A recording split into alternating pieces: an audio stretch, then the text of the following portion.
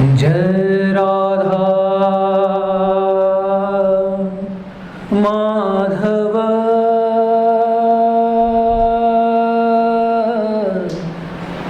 जय कुंज विहारी।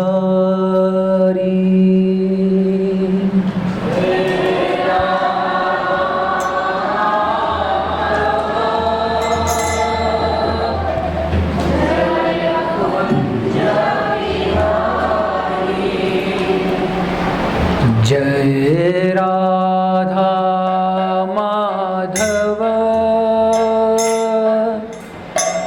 जय कुंज विहारी।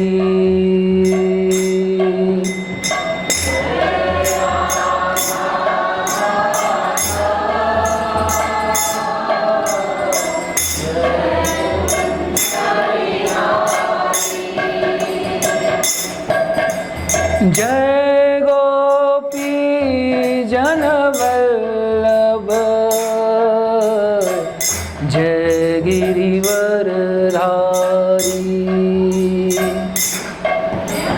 जय गोपी जन वल्लभ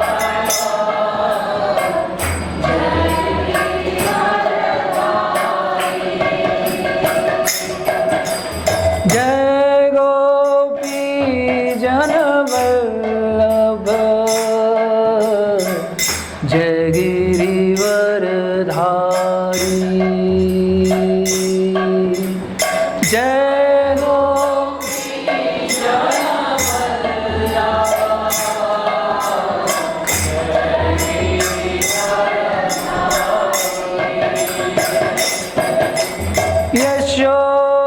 यशोदानंदन ब्रज जन रंजन।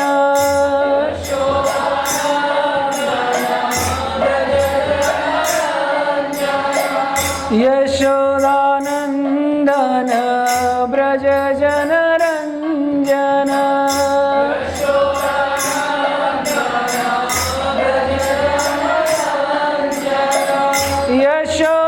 यशोदानंदन ब्रज जन रंजन।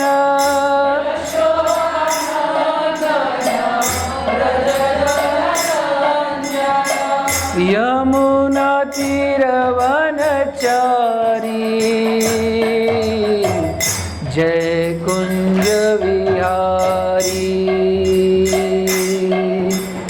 यमुना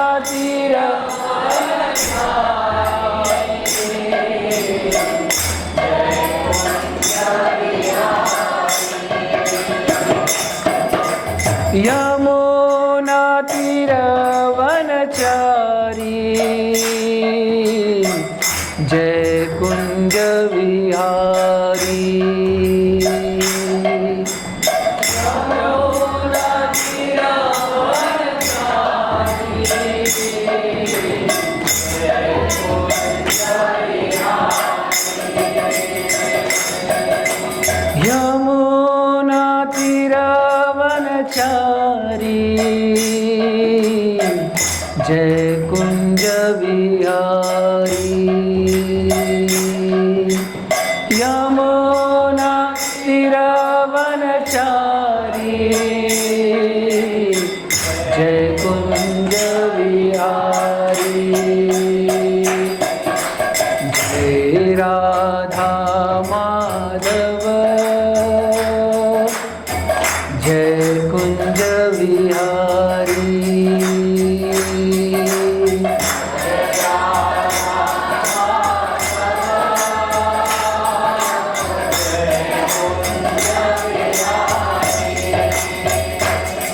हरे Krishna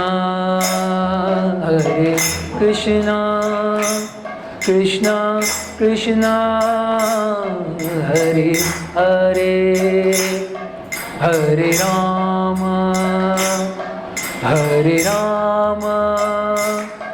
Ram Ram Hare Hare Hare Krishna Krishna Krishna Krishna Hare Hare Hare Ram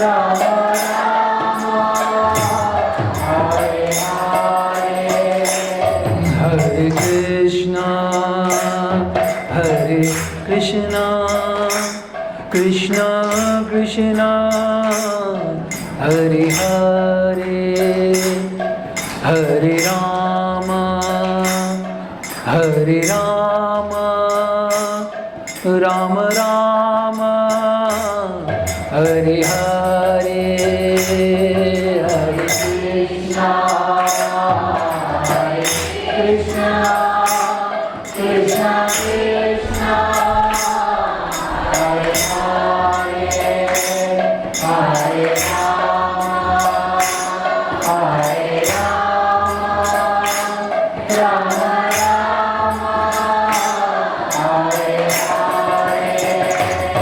Hare Krishna, Hare Krishna, Krishna Krishna, Hare Hare, Hare Rama, Hare Rama, Rama Rama, Hare Hare. Hare Krishna, Hare Krishna, Krishna Krishna, Hare Hare, Hare Rama, Hare Rama, Rama Rama, Hare Hare. Hare Krishna, Hare Krishna, Krishna Krishna, Hare Hare, Hare Rama, Hare Rama, Rama Rama, Hare Hare. Hare Krishna, Hare Krishna, Krishna Krishna, Hare Hare, Hare Rama, Hare Rama, Rama Rama, Hare Hare. Hare Krishna, Hare Krishna, Krishna Krishna, Hare Hare, Hare Rama, Hare Rama, Rama Rama, Hare Hare. Hare Krishna, Hare Krishna, Krishna Krishna, Hare Hare, Hare Rama, Hare Rama, Rama Rama, Hare Hare. Hare Krishna, Hare Krishna, Krishna Krishna, Hare Hare, Hare Rama, Hare Rama, Rama Rama, Hare Hare. Hare Krishna, Hare Krishna, Krishna Krishna, Hare Hare, Hare Rama, Hare Rama, Rama Rama, Hare Hare. Hare Krishna, Hare Krishna, Krishna Krishna, Hare Hare, Hare Rama, Hare Rama, Rama Rama, Hare Hare. Hare Krishna, Hare Krishna, Krishna Krishna, Hare Hare, Hare Rama, Hare Rama, Rama Rama, Hare Hare. Hare Krishna, Hare Krishna, Krishna Krishna, Hare Hare, Hare Rama, Hare Rama, Rama Rama, Hare Hare. Hare Krishna, Hare Krishna, Krishna Krishna, Hare Hare, Hare Rama, Hare Rama, Rama Rama, Hare Hare.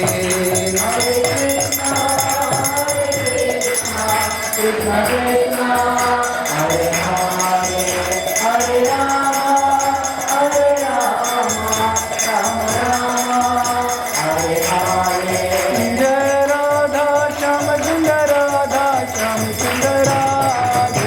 Jai Radha Shyama Sundar Radha Shyama Sundar Radhe. Jai Radha Gopal Radha Gopal Radhe. Radha Gopal Radha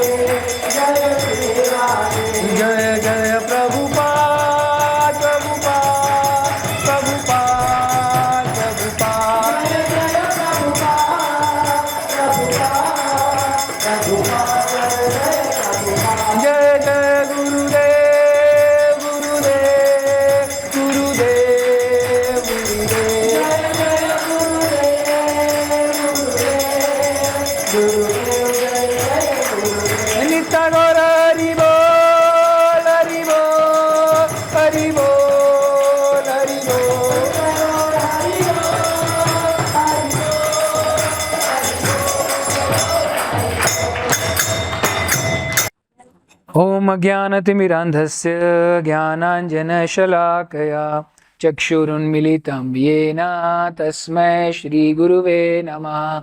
श्रीचैतन्यमनोभीष्टं स्थापितं येन भूतले स्वयं रूप कदा मह्यं ददाति स्वपदान्तिकं। वन्देऽहं श्रीगुरो श्रीयुतपदकमलं श्रीगुरून् वैष्णवांश्च श्रीरूपं सागरजातं सहगण रघुनाथान्वितं तं सजीवन् साद्वैतं सावधूतं परिजनसहितं कृष्णचैतन्यदेवं श्रीराधा कृष्णपादान् सहगण ललिता श्रीविशाखान्वितांश्च। हे कृष्ण करुणा सिन्धो दीनबन्धो जगत्पते गोपेश गोपिकान्त राधाकान्त नमोऽस्तुते।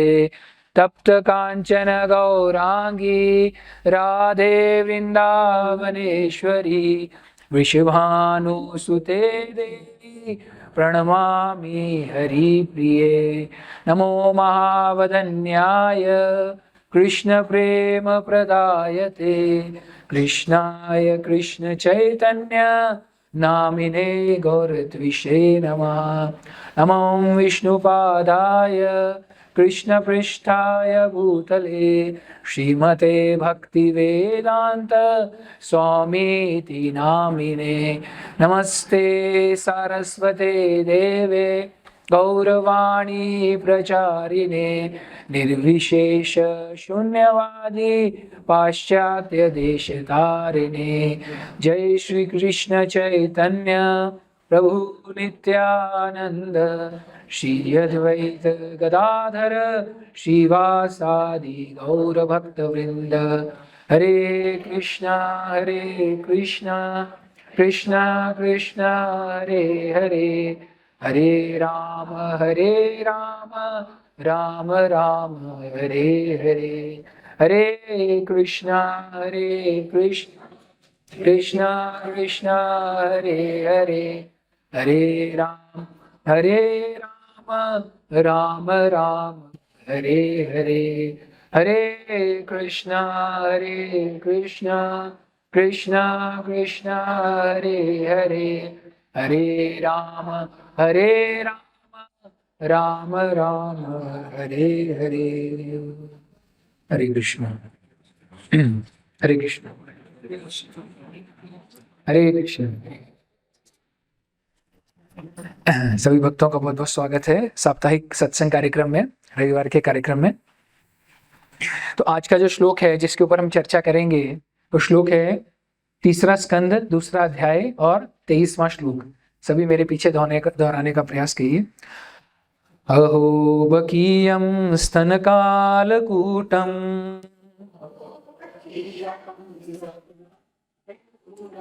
जिघांसयापायदपद्साधवी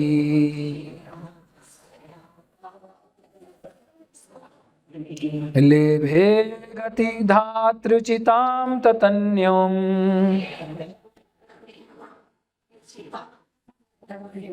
कं वा दयालुं शरणं व्रजेम।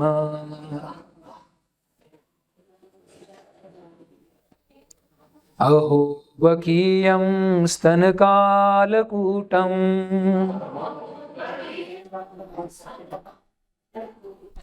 जिघांसयापायदपयसाधवी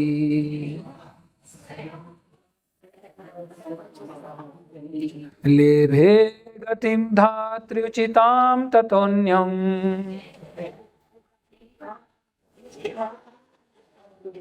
कं वा दयालुं शरणं व्रजेम।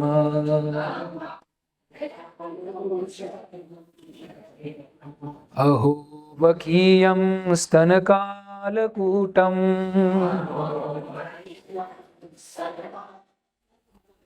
जिघांसयापायदपयसाधवी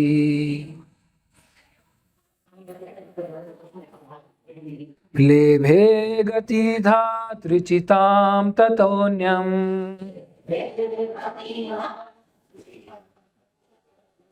कं वा दयालुं शरणं व्रजेम।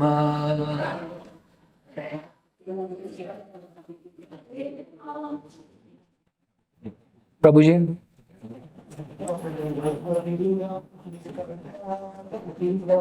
अहो बकीयं स्तनकालकूटम्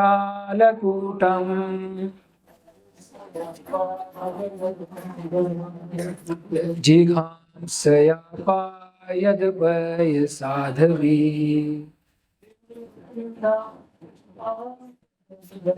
लेभे गतिधातृचितां ततोऽन्यम् कं वा दयालुं शरणं व्रजेम। प्रभु जी में से और कोई?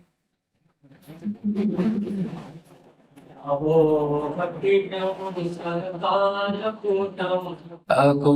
बकीयं स्तनकालकूटम् जिघांसया पायदपयसाधवी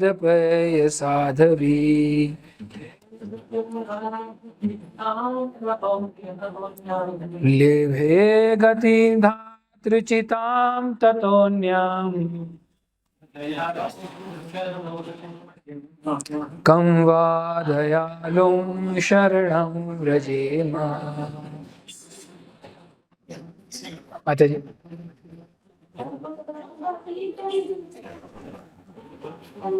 अहो बकीयं स्तनकालकूटम्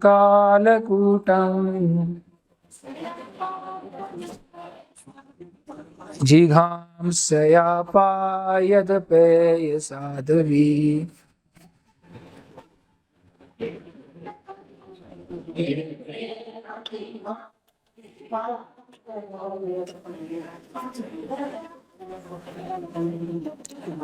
कं वा दयालुं शरणं व्रजेम।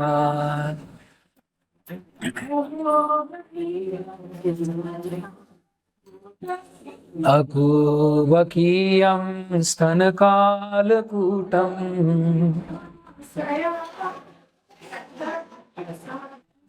जिघांसया पायदपयसाधवी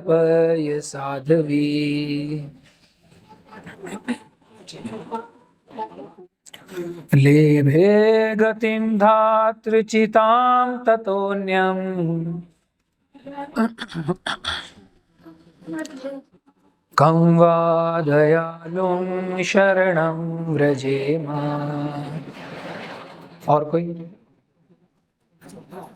अहो ओह बकी असुरनी पूतना यम जिसको स्तन अपने स्तन में काल घातक कूटम विष जिघांसया ईर्ष्यावश अपाययत पिलाया अपि यद्यपि असाध्वी कृतघ्न लेभे प्राप्त किया गतिम गंतव्य धात्री उचिताम धाई के उपयुक्त ततः जिसके आगे अन्यम दूसरा कम अन्य कोई वा निश्चय ही दयालुम कृपालु शरणम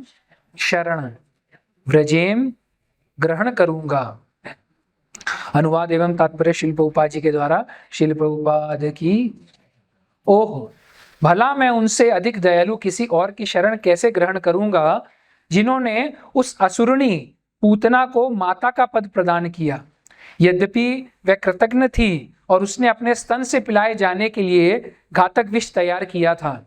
इसके तात्पर्य में श्रील प्रभुपाद जी हमें बताते हैं। पीछे आवाज आ रहा है सबको? आवाज कमी है, जरा आवाज बढ़। तात्पर्य में बताते हैं यहां पर अपने शत्रु पर भी भगवान की चरम कृपा का उदाहरण मिलता है। कहा जाता है कि नेक पुरुष संदिग्ध चरित्र वाले व्यक्ति के भी सद्गुणों को स्वीकार करता है। जिस तरह विष के आगार से अमृत ले लिया जाता है कृष्ण को बाल्यकाल में पूतना नामक असुरुणी ने घातक विष पिलाया था, क्योंकि वह इस अद्भुत शिशु को मार डालना चाहती थी।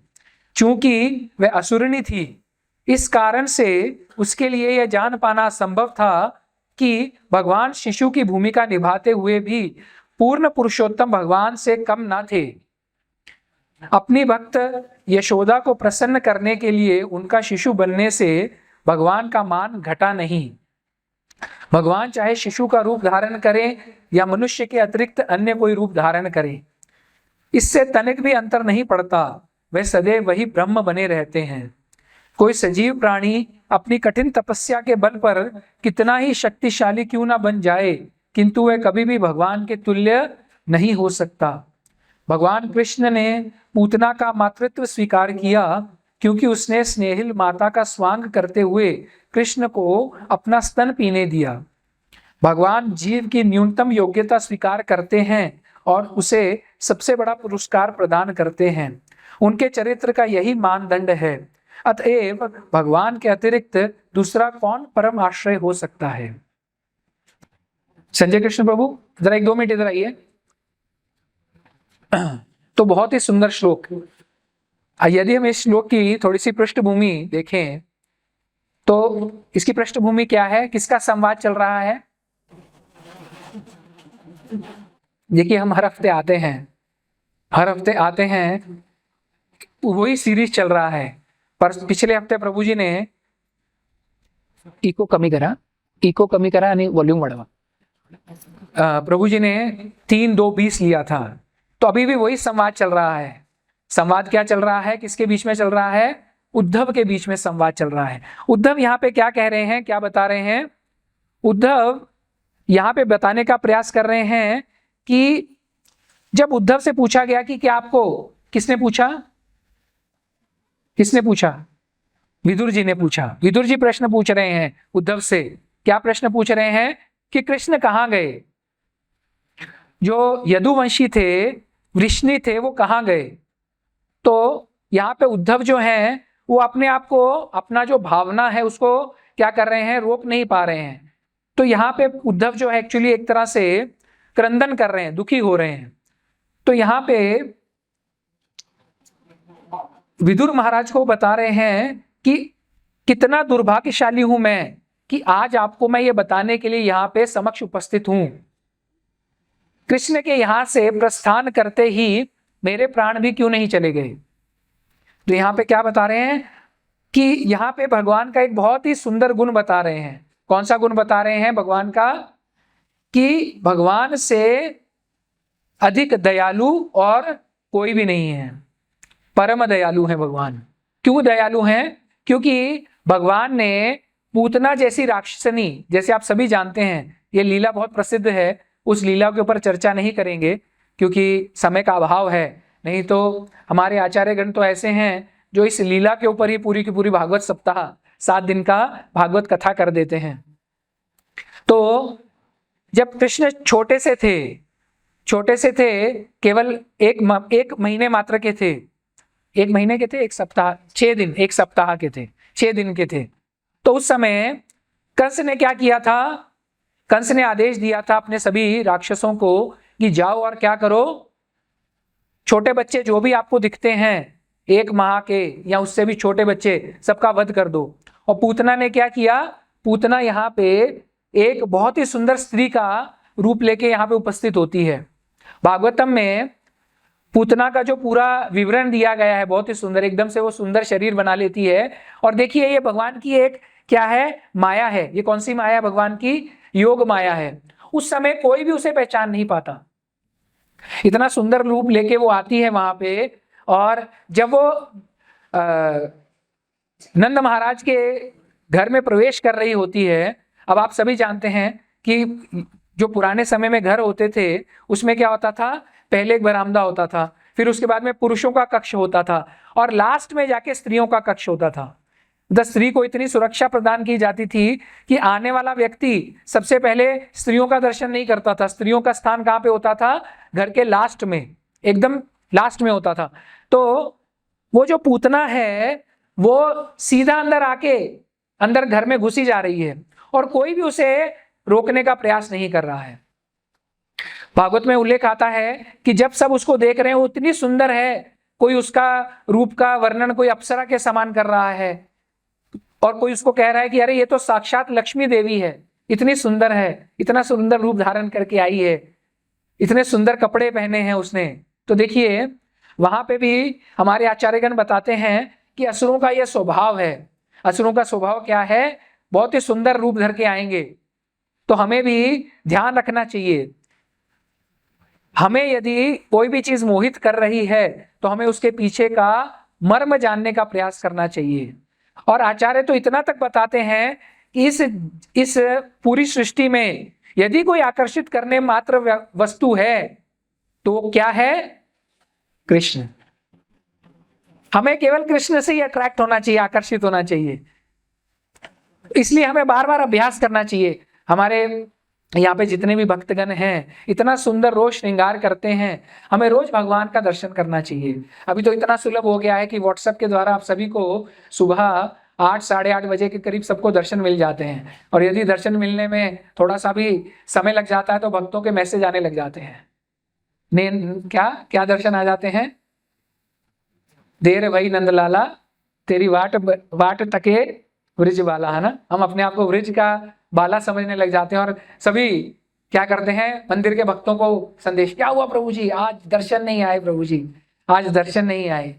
अब थोड़ा सा आपको बता दूं, आजकल भगवान ने क्या है, चंदन रूप धारण कर रहे हैं। तो चंदन लगाते समय थोड़ा सा समय लग जाता है, क्योंकि चंदन लगाने के बाद वो सूखना भी चाहिए, उसके बाद में भगवान का श्रृंगार किया जाता है। तो सभी उत्सुक जो भक्त हैं, भागवत प्रेमी, कृष्ण राधा श्याम सुंदर प्रेमी जो भक्त हैं, उनसे अनुरोध है कि थोड़ा सा धैर्य धारण कीजिए, कम से कम 21 दिन तक। तो मतलब अभी तो 21 दिन नहीं है, अभी तो 10 दिन हो गए, अक्षय तृतीया से आरंभ हुआ था।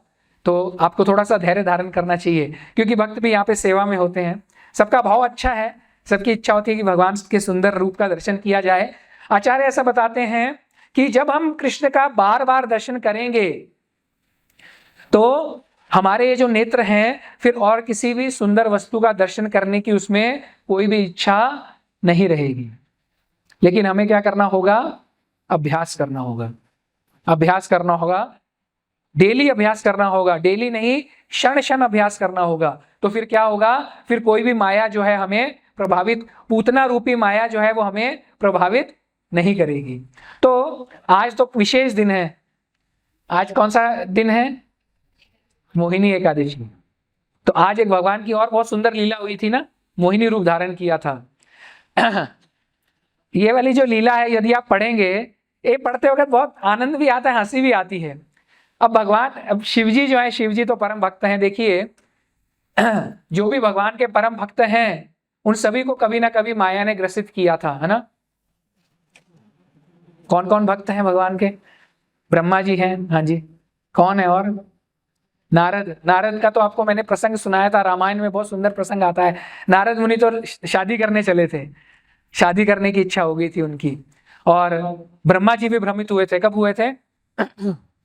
ब्रह्म विमोहन लीला, है ना, ब्रह्म विमोहन लीला। उसके बाद इंद्र भी मोहित हुए थे और शिवजी भी मोहित हो गए थे। अब शिवजी ने जब मोहिनी रूप का वर्णन सुना कि भगवान ने एक इतनी सुंदर स्त्री का रूप धारण किया है तो उनसे रहा नहीं गया। तो उन्होंने कहा, हे प्रभु मुझे आपका वो रूप देखना है। अब कृष्ण जो है समझा रहे हैं, किसको समझा रहे हैं? शिवजी को। देखो शिवजी, आप गलत चीज मांग रहे हो, आपकी इच्छा जो है वो गलत है, आप ये मत मांगिए।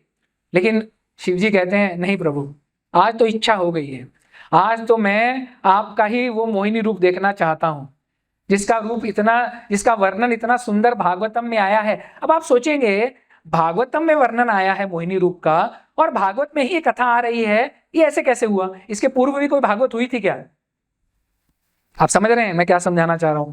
अब इस लीला का वर्णन किस में आया है? भागवतम में। भागवतम में शिवजी ही कह रहे हैं कि ये जो आपका सुंदर रूप है, मैंने इसका वर्णन शास्त्रों में पढ़ा है। अब मोहिनी रूप का विवरण तो जो है वो भागवतम में ही है।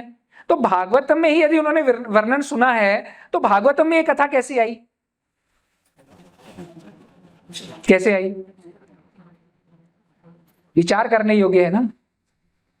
इसका अर्थ क्या है, इसके पूर्व भी कोई भागवतम हुई है।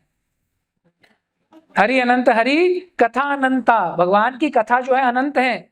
यदि आज के समय में यहाँ पे पृथ्वी के ऊपर यदि अगर भगवान की मोहिनी लीला चल रही है तो कहीं ना कहीं और कोई लीला चल रही होगी, और कहीं ना कहीं और लीला खत्म हुई होगी, यहाँ पे शुरू हो गई। तो शिव जी क्या कहते हैं, मैं तो आपका मोहिनी रूप का वर्णन सुनना चाहता हूं, देखना चाहता हूं मैं आपको। तो बहुत समझाया कृष्ण ने, लेकिन वो नहीं माने। अब भगवान तो क्या है, भक्त वत्सल हैं, उन्होंने बोला। देखिए, इसके विषय में हम बाद में चर्चा करेंगे। अब भगवान ने क्या किया, अचानक से, आप वर्णन सुनिए, भागवतम में वर्णन आता है, पढ़िए आप जाके, बहुत सुंदर लीला है। अचानक से क्या हुआ, अभी जैसे आपने देखा, अभी इतनी गर्मी थी, अचानक से बादल आ गए, बरसात होने लग गई, और अचानक से लाइट भी चली गई। तो अचानक से क्या हुआ, अंधेरा छा गया। और शिव जी के सामने सभी भक्त वहां पे खड़े हैं। क्यों खड़े हैं, क्योंकि लीला चल रही है ना, उस समय लीला चल रही है, सभी वहां पे उपस्थित हैं। शिव जी उपस्थित हैं, पार्वती जी भी उपस्थित हैं वहां पे, उनकी पत्नी धर्म पत्नी उपस्थित हैं। अचानक से क्या हुआ, जैसे एकदम से धुंध छा गई। धुंध छा गई, आप सभी जान धुंध का अर्थ पता है आपको? जैसे पन्हाला जाते हैं, आप सभी पन्हाला गए हैं? कौन कौन गया पन्हाला? प्रभु जी आज पन्हाला ही जाने वाला था, लेकिन आज मैं सत्संग में आ गया है? तो जैसे हम देखते हैं ना, पहाड़ के ऊपर जब बादल आ जाते हैं तो धुंध छा जाती है ना, दिखना कम हो जाता है। उसी प्रकार से क्या हुआ, अचानक से एकदम मंद सुगंध हवा चलने लगी। जैसे पिछली बार प्रभु जी बता रहे थे ना, भगवान की लीला बता रहे थे कि क्या हुआ, जब नर नारायण ऋषि तपस्या कर रहे थे तो क्या हुआ, कामदेव ने बाण छोड़ना शुरू किया, तो एकदम से सुंदर, क्योंकि उस समय वैसा वातावरण बनना चाहिए, तो एकदम से क्या हुआ, सुंदर मंद सुगंध हवा चलने लगी। और अचानक से देखिए, इसके पीछे भी आप तथ्य सुनिए। शिव जी को सबसे पहले क्या सुनाई दिया, आपको पता है? पायल, जो घुंघरुओं की छनकार है ना, वो सुनाई देना शुरू किया। इसलिए हमें ध्यान देना चाहिए। शिव जी को भी सबसे पहले आकर्षित किसने किया, पायल। इसका अर्थ क्या हुआ, श्रवण। इसीलिए जो बार बार, इसीलिए नवदा भक्ति का भी पहला स्तर क्या है, श्रवण।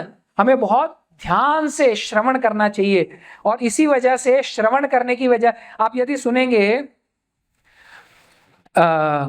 मेनका ने भी किसको आकर्षित किया था, विश्वामित्र को। वो कैसे आई थी, उसको सबसे पहले, विश्वामित्र मुनि को सबसे पहले क्या सुनाई देना शुरू हुआ था, पायल और कंगन, चूड़ियों की आवाज। तो अब शिवजी को सबसे प्रथम क्या सुनना शुरू किया, छन छन छन, कुछ तो आ रहा है। उसके बाद में धीरे से क्या हुआ, दूर से शिवजी को एक बहुत ही सुंदर स्त्री नजर आने लगी।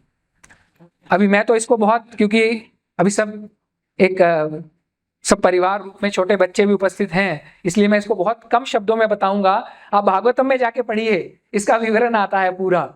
और क्या हुआ, एकदम से धीरे धीरे उनको दूर से कोई एक स्त्री ऐसे नृत्य करती हुई, भागती हुई आती नजर आई।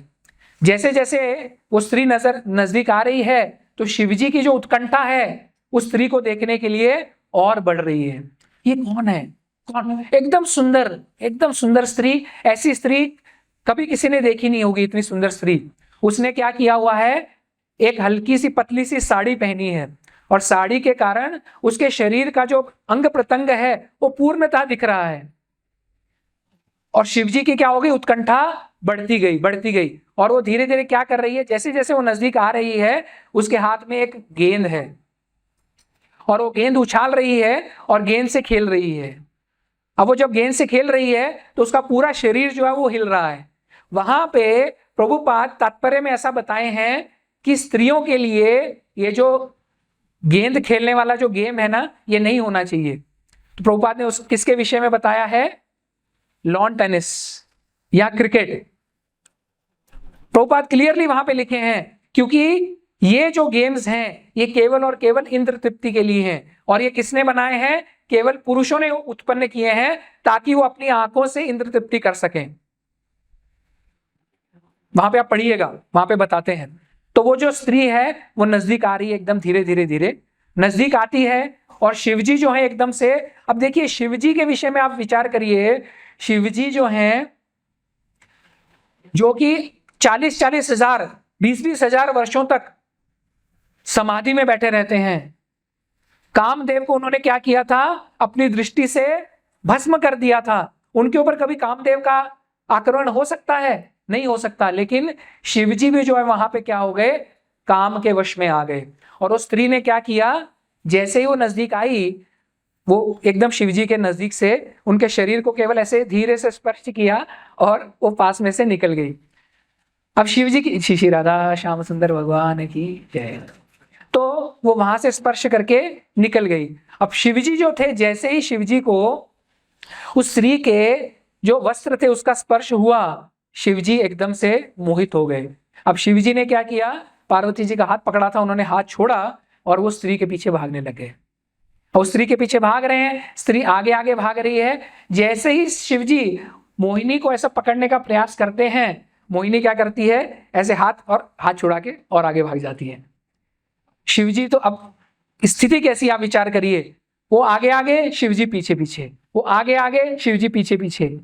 और अचानक से क्या हुआ, एक स्थान पे जाके वो जो स्त्री थी वो क्या हुई, अदृश्य हो गई। लेकिन शिवजी जो थे वो स्पर्श प्राप्त करने के कारण इतने उत्तेजित हो गए कि उसी समय उनका वीर्यस्खलन हो गया। अब आप विचार, भागवतम में बताया है कि शिवजी जो है जिनका वीर अमोघ है, उनका वीर्यस्खलन हो गया। और ऐसा बताते हैं भागवतम में, आप पढ़िए कि जहां जहां पे शिवजी का वीर्य गिरा वहां पे रत्न और सोने की खाने प्रकट हुई। और यदि आप, प्रभु जी ने उस दिन आपको बताई थी ये लीला, है ना, हनुमान जयंती के दिवस, समय याद आया आपको? उस समय क्या हुआ, कुछ जो वीर्य था वो क्या हुआ था,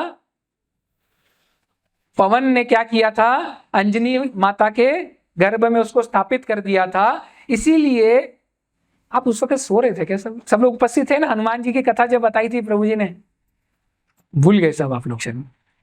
उस समय क्या हुआ, अब हनुमान जी कौन है, क्या कहलाते हैं, किसके पुत्र कहलाते हैं? पवन पुत्र हनुमान की जय। तो और अंजनी कौन है, हनुमान जी की माता। उन्होंने वो वीर्य जो था वो पवन ने ले जाके अंजनी के गर्भ में स्थापित कर दिया। इसीलिए हनुमान जी को क्या कहा जाता है, 11वां रुद्र कहा जाता है। 11वां रुद्र मंत्र ना हनुमान जी ला, है ना, वो इसीलिए उनको क्या कहते हैं, वो भी शिवजी के अवतार हैं। तो ये जो कहानी हुई, ये आज की मोहिनी एकादशी। तो भगवान ने क्या किया, अब भगवान तो कृपालु है, भगवान ने, अब जब ऐसा हुआ, लेकिन वहां पे एक बहुत सुंदर वर्णन आता है, उस वर्णन को आप ध्यान से सुनिए। और इसी वजह से शिवजी जो है वो कृष्ण के सबसे फेवरेट हैं, सबसे फेवरेट भक्त हैं, सबसे श्रेष्ठ भक्त हैं। जैसे ही वीर्यस्खलन हुआ, शिवजी अपने होश में आ गए। लेकिन शिवजी को उस समय ग्लानि नहीं हुई, वीर्यस्खलन के बाद उनकी ग्लानि नहीं, उनको क्यों ग्लानि नहीं हुई, वो समझ गए, हुई है वही जो राम रचि राखा, को करी तरक बढ़ावे शाखा। ये क्या है, ये भगवान की ही इच्छा थी। उन्होंने ऐसा नहीं सोचा, यदि और कोई योगी होता तो क्या सोचता, ओहो मैं तो इतना बड़ा योगी था, ये मेरे से क्या, कितनी बड़े मेरे से अपराध हो गया, गलती हो गई, मैं अपने आप को रोक नहीं पाया। नहीं, शिवजी ने क्या विचार किया, ये तो हरि इच्छा है, ये तो सब क्या है, प्रभु की माया है। यही शिवजी की जो खासियत है। इसका अर्थ क्या हुआ, शिवजी को अपने जो योग बल था उसके ऊपर बिल्कुल भी घमंड नहीं था। इसलिए हम जब भी भगवान के पास जाते हैं, हमें क्या करना है, तृणादपि सुनीचेन, हमें अपने आप को तृण से भी तुच्छ समझना है। यदि हमारे मन में जरा सा भी भक्ति का अहंकार आ गया तो क्या होगा, कृष्ण प्राप्ति नहीं होगी। तो क्या बताते हैं यहाँ पे, सर्वश्रेष्ठ भगवान का गुण दयालु। अब भगवान ने क्या देखा कि ये जो इतनी सुंदर स्त्री आई है, ये क्या है, ओह भगवान तो पहचान गए, भगवान तो जानते हैं ये कौन है, भगवान उसको पहचान गए कि ये कौन है, ये तो राक्षसनी है। और क्या करके आई है, ये मायावी रूप धारण करके उसने क्या किया था, अपने स्तनों पे विष लगाया था, कालकूट नाम का विष लगाया था। जो कालकूट विष जो है वो पीने के बाद मतलब यदि वो स्पर्श भी हो जाए तो कोई व्यक्ति जीवित नहीं रह सकता। तो क्या हुआ, जैसे ही वहां पे पहुंची, अब इस विषय के ऊपर भी हमारे आचार्यों ने बहुत सारी टिप्पणियां की है। तो जैसे ही वो वहां पे पहुंची, भगवान ने देखा, भगवान ने अपने नेत्र बंद कर लिए। भगवान ने अपने नेत्र क्यों बंद किए? हाँ, माता जी कह रही हैं कि भगवान कहने लगे अब मेरा जो यहाँ पे प्रकट होने का जो उद्देश्य है, यदा यदा ही धर्मस्य ग्लानिर्भवति भारत अभ्युत्थानम अधर्मस्य तदात्मानम सृजा। मैं जो यहाँ पे राक्षसों का जो अंत करने आया हूं, वहां पे भी लाइन में सबसे पहले कौन आई है? स्त्री आई है, लेडीज फर्स्ट। तो अब मैं कुछ कर नहीं सकता, माता जी मुझे माफ करिए। वैसे तो हम हमेशा कहते हैं कि स्त्रियों को प्राधान्य देना चाहिए, लेकिन अहो ये कैसी गति बनी है कि क्या हुआ है, स्त्री ही सबसे समक्ष उपस्थित हुई है सबसे पहले, और मुझे स्त्री का ही वध करना पड़ेगा, इसलिए उन्होंने अपनी आंखें बंद कर ली, मैं तो नहीं देख पाऊंगा। फिर दूसरा, बहुत सारे कारण है, मैंने कहा ना इन कारणों के ऊपर एक पूरी भागवत कथा हो सकती है। दूसरा कारण क्या था, हम एक दो कारण पे थोड़ा चर्चा करेंगे। क्या कारण था दूसरा? कृष्ण ने विचार किया, अरे ये तो मुझे स्तनपान कराने आई है, ये अपना दूध पिलाने आई है और मैं इसका वध करूंगा। ये तो धात्री, देखिए लिखा है धात्रे चिताम, धात्री का अर्थ क्या हुआ? जन्म देने वाली। अरे ये तो धात्री बन के आई है मेरे पास और मैं अपनी मां का वध करूंगा, नहीं मैं ये नहीं देख सकता। तो उन्होंने क्या किया, अपनी आंखें जो थी वो बंद कर ली। आप विचार करिए, यशोदा मैया तक को शक नहीं हुआ। क्यों नहीं शक हुआ? क्योंकि भगवान की योग माया वहां पर कार्यरत थी, और जब भगवान की इच्छा है फिर उसको कोई नहीं रोक सकता। जैसे ही क्या किया, पूतना ने अपना स्तनपान कराना शुरू किया, तो कृष्ण ने क्या किया, दूध के साथ साथ पूतना के प्राण भी जो थे वो चूस लिए, प्राण भी निकाल लिए। जैसे ही पूतना ने देखा कि अरे ये तो वही राक्षस है, क्योंकि उसके पूर्व पूतना बहुत सारे वध कर चुकी थी। छोटे छोटे बच्चों का वो बहुत सारे जगह पे घूमती थी, जहां पे भी कोई छोटा बच्चा उसको समझ में आता था कि ये अभी 1 महीना पहला या 8 दिन पहला ही ये जन्म लिया है, वो क्या करती थी, उसका वध कर देती थी। प्रभुपाद वहां पे तात्पर्य में बहुत सारे स्थान पे बताते हैं कि ऐसे खेचरियां होती थी। खेचरी का अर्थ क्या होता है, इसको विच कहते हैं इंग्लिश में, मराठी में क्या बोलते हैं प्रभु जी? हाँ चेटकी, हाँ चेटकी कहते हैं उसको मराठी में। तो ऐसे बहुत सारी ऐसे होती थी जो छोटे छोटे बच्चों का वध करती थी, और वो बहुत सारे बच्चों का वध कर चुकी थी, लेकिन उसने अभी तक कृष्ण को पहचाना नहीं था। इसके विषय में भी बहुत चर्चा है। बहुत सारे आचार्य बताते हैं कि वहां पे जो कृष्ण ने कौन सा रंग था, कृष्ण का रंग क्या है, श्याम रंग है, सांवला। तो बताते हैं कि पूतना पहचान नहीं पाई थी कि ये जो कोयले समान जो वहां पे जो छोटा सा शिशु है उसके अंदर क्या है, आग है, वो अग्नि समान है, वो ये पहचान नहीं पाई थी, ये क्या करेगा, मेरा ही वध कर देगा।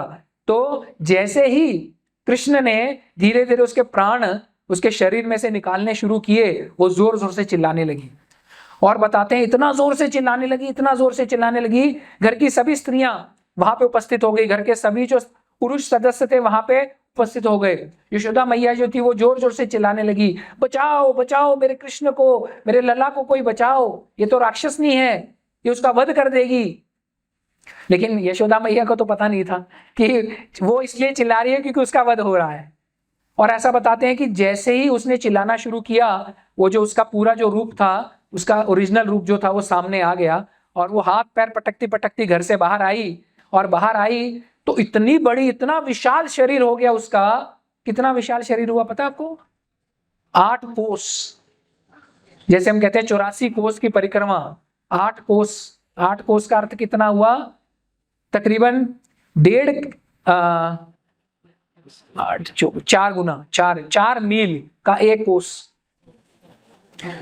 4 मील का 1 कोस होता है, उसका इतना बड़ा शरीर हो गया। और ऐसा बताते हैं कि बाद में जब वृंदावन वासियों ने अब उसका दाह संस्कार तो करना था, तो इतना बड़े शरीर को इकट्ठे कैसे जलाएंगे, तो उसके छोटे छोटे टुकड़े करके उसको जलाया।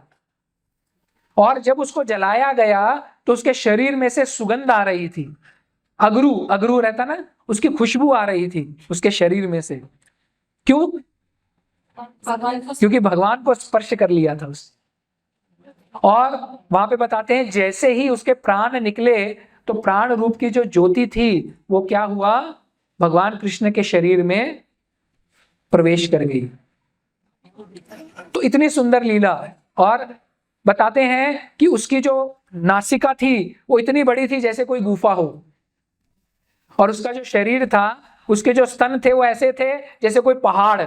और कृष्ण क्या कर रहे हैं, जैसे कोई छोटे बच्चे पहाड़ से नीचे उतर के आते हैं, वैसे ही कृष्ण जो थे वैसे लुढ़कते लुढ़कते गिरते पड़ते पूतना के शरीर से नीचे आ गए। तो इतनी सुंदर। अब बता रहे हैं उद्धव जी क्या कह रहे हैं विदुर जी को, कि ऐसा दयालु आपको कहां पे मिलेगा, कृष्ण जैसा दयालु जो कि अपने दुश्मन, अब वो उसको मारने आई है। अब आप खुद विचार करिए, हमारा यदि अपने पड़ोसी के साथ में झगड़ा भी हो जाता है तो हम तो क्या हो जाते हैं, उसके साथ उसका वध करने के लिए तैयार हो जाते हैं ना, है ना। और यदि वो अब पहले वध करने आ जाए तो हम तो सोचेंगे अब भी इसको छोड़ना ही नहीं है ना। लेकिन कृष्ण ने क्या किया, यद्यपि वो पूतना जो थी वो उसका वध करने आई थी, कृष्ण का वध करने आई थी, लेकिन भगवान ने उसको भी परम गति प्रदान की। परम गति का अर्थ क्या है, उसको भी किसमें प्रवेश मिला, ब्रह्म ज्योति में प्रवेश मिला, सायुज्य मुक्ति प्राप्त हुई उसको। तो इतना विशेष, इतना दयालु भगवान कहां पे आपको मिलेंगे मुझे बताइए। और आप सब जानते होंगे, माताएं तो जानती हैं, प्रभु जी भी जानते होंगे, प्रभु जी से पूछते हैं, माताएं तो सब जानती। आपको बताइए पूतना कौन थी,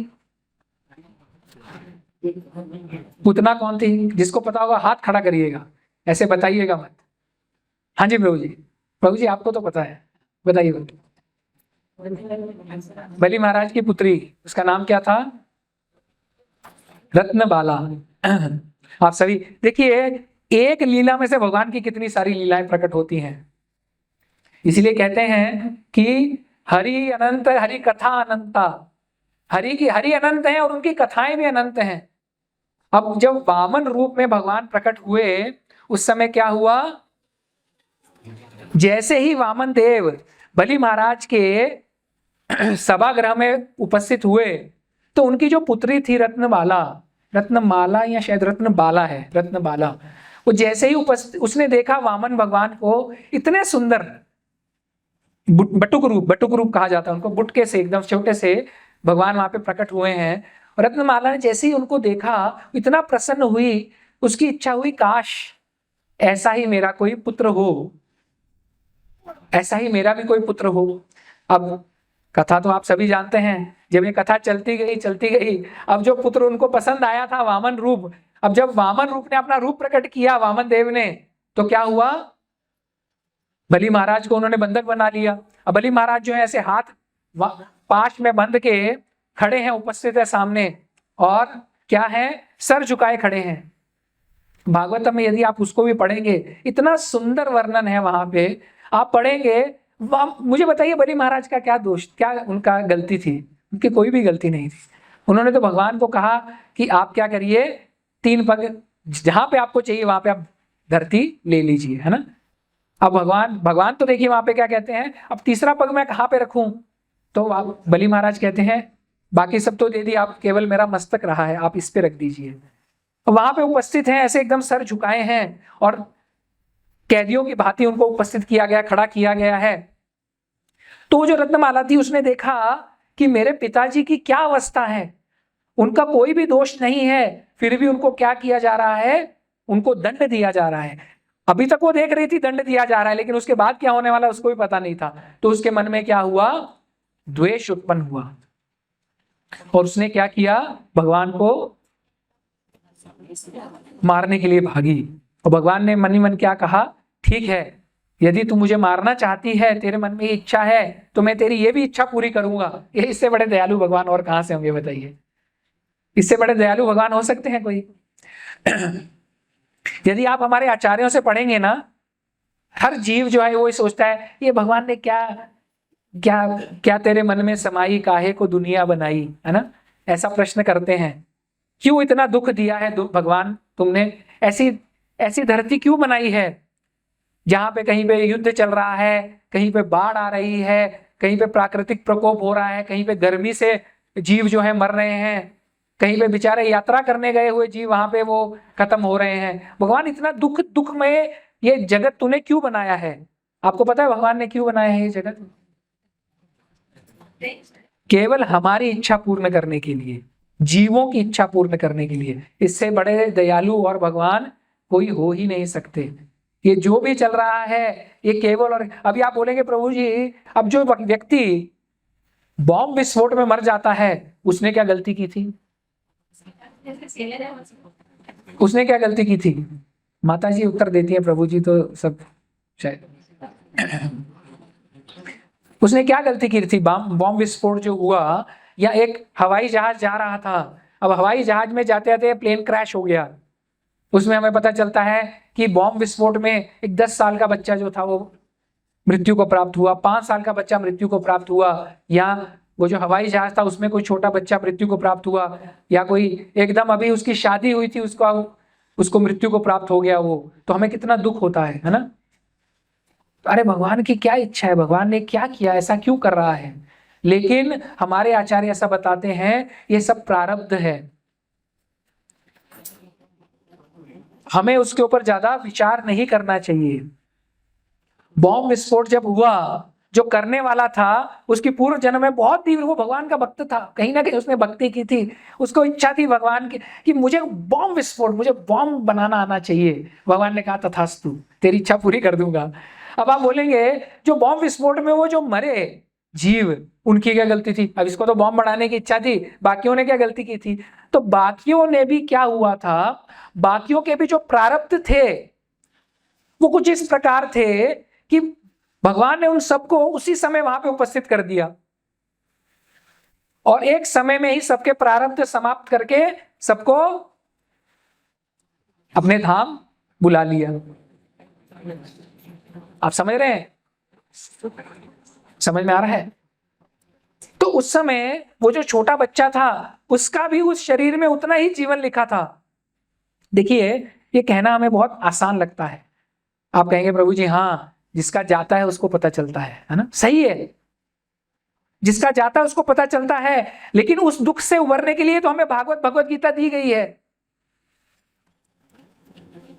क्योंकि यदि आप भागवतम भी पढ़ेंगे तो उसमें बहुत सारी ऐसी घटनाएं हैं। आपने पढ़ा होगा महाराजा चित्रगुप्त की कथा जो है, उसमें भी उनका छोटा सा जो बच्चा था उसको रानियों ने क्या दिया था? विष दे के मार दिया।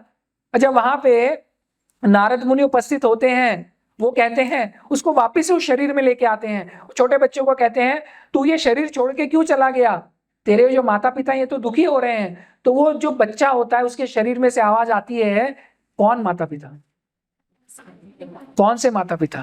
बोलता है मैंने तो बहुत सारे जन्म लिए हैं, अलग अलग शरीर धारण किए हैं, इस जन्म में मेरे माता पिता हैं, पिछले जन्म में कोई और थे, मैं तो आगे बढ़ रहा हूं, आगे जाके मेरे और कोई माता पिता होंगे। तो ये जो तथ्य है हमें समझना चाहिए, और हमारा जो भागवतम और भगवत गीता है वो यही हमें समझाता है क्या कि ये जन्म मृत्यु के चक्र से हमें कैसे बाहर निकलना है। ये भगवान ने जितनी भी रचना की है, भगवान का जो ये केवल और केवल दयालु, भगवान दयालु हैं, इसीलिए उन्होंने क्या किया है, हर जीव की इच्छा पूरी करने के लिए उसको सुविधा दे रहे हैं। आप सबकी भी आपके सबके मन में भी ये तीव्र इच्छा थी कि इचलकरंजी में श्री राधा श्याम सुंदर जी प्रकट हो, इसलिए श्री राधा श्याम सुंदर जी क्या कर रहे हैं? क्या कर रहे हैं? क्या कर रहे हैं? यहाँ पे प्रकट होने जा रहे हैं ना। अब वो किस पे निर्भर करेगा? हमारी तीव्र इच्छा पे।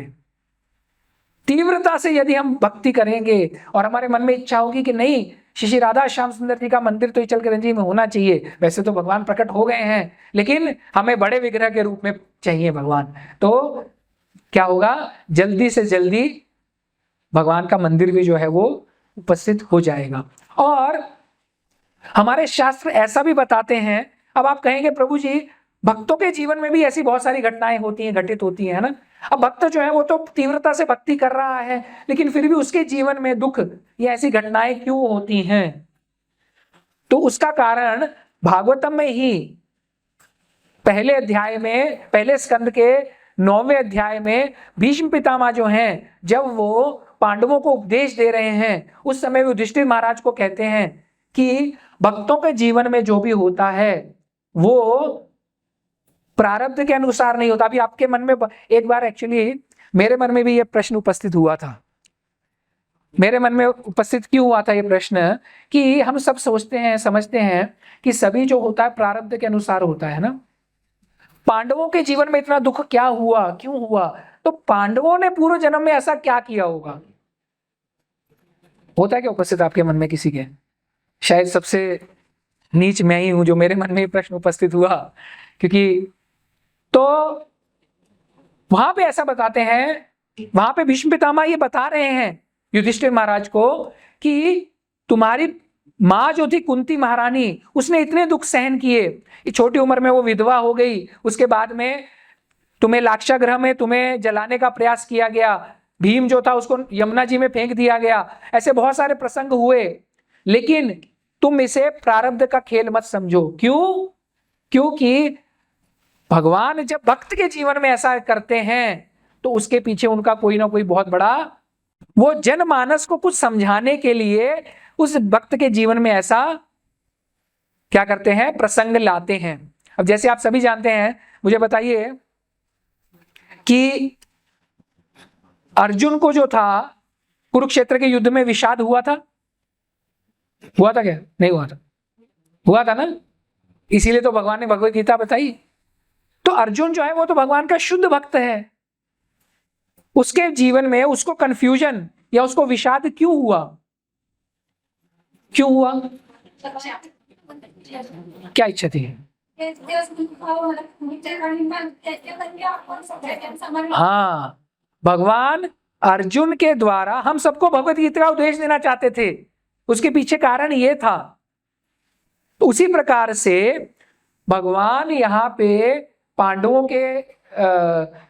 के जीवन, कुंती महारानी के जीवन के द्वारा हमें ये समझाना चाहते हैं कि यद्यपि पांडवों के साथ में स्वयं भगवान उपस्थित थे, लेकिन फिर भी जीवन में क्या होगा, दुख तो आएंगे, लेकिन क्या होगा, भगवान यदि आपके समक्ष साथ में उपस्थित हैं तो कुंती महारानी की तरह, कुंती महारानी क्या प्रार्थना करती है, हे भगवान मुझे ज्यादा से ज्यादा दुख दो।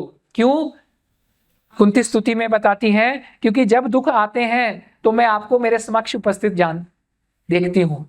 जब हमारा सब ठीक हो जाता है फिर तो आप अपने द्वारका चले जाते हैं, आप अपने घर चले जाते हैं, लेकिन जैसे ही हमारे ऊपर कुछ दुख आता है तो आप हमारे समक्ष उपस्थित हो जाते हैं। तो ये क्या है, भगवान का जो सर्वश्रेष्ठ गुण है वो क्या है, भगवान दयालु है। तो ठीक है, समय हो गया है, हम यहीं पे रुकेंगे। किसी का कोई प्रश्न हो या कोई जिज्ञासा हो तो आप पूछ सकते हैं।